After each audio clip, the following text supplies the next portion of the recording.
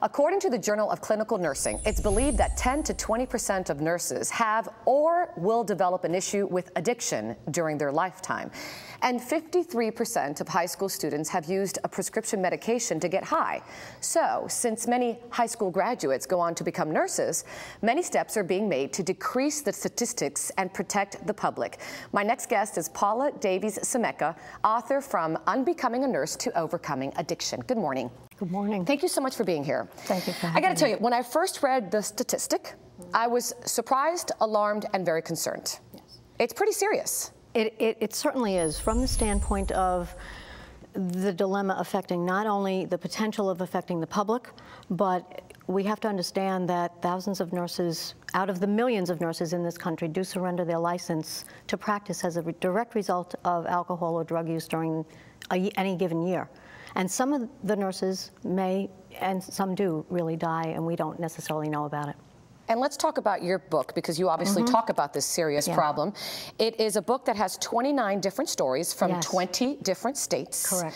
And it talks about the devastation and all the heartache caused by addiction. Obviously, we can't talk about all of them, but tell me about some of them. The most important thing about all of these stories is all of these nurses are in long-term recovery of anywhere from several years to up to 35 years. Wow. Continuous recovery without a drink or a drug. Some of them talked about gambling.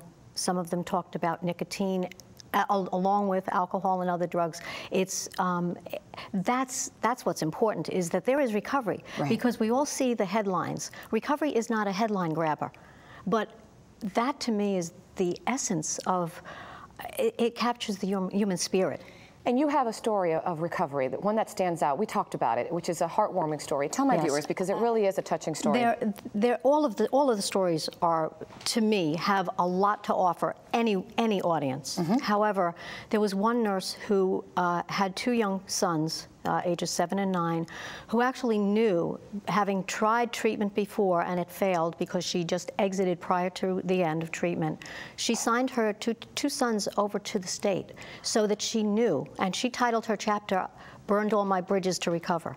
And she actually, before she exited 15.5 months of inpatient treatment, found out just before she graduated that her one son, her elder son, had HIV. And she spent her first 3 years in recovery. She's now in recovery over 20 continuous years without interruption.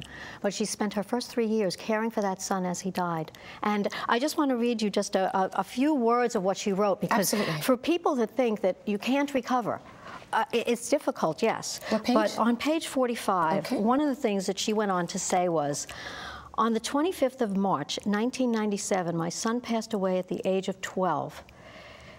It's funny that not once throughout this entire ordeal did I ever want to use. That was just not an option for me, because I knew that it was not going to make anything better. Still to this day, I don't ever want to use again, because using never makes anything better." And, you know, if someone can say that, the testimony here, to me, is the strength of the human spirit, the strength of recovery, and that someone who was so enraptured in drugs and alcohol that she had to sign her sons over to the state to recover. But she did that, and she was able to nurse him while he died. I mean, that to me is... And on that note, Paula, I want to thank you so much. Thank you for having me. A very moving book and a very moving story. Thank you. Appreciate it. And if you'd like to read Paula's book, go to the website unbecominganurse.org.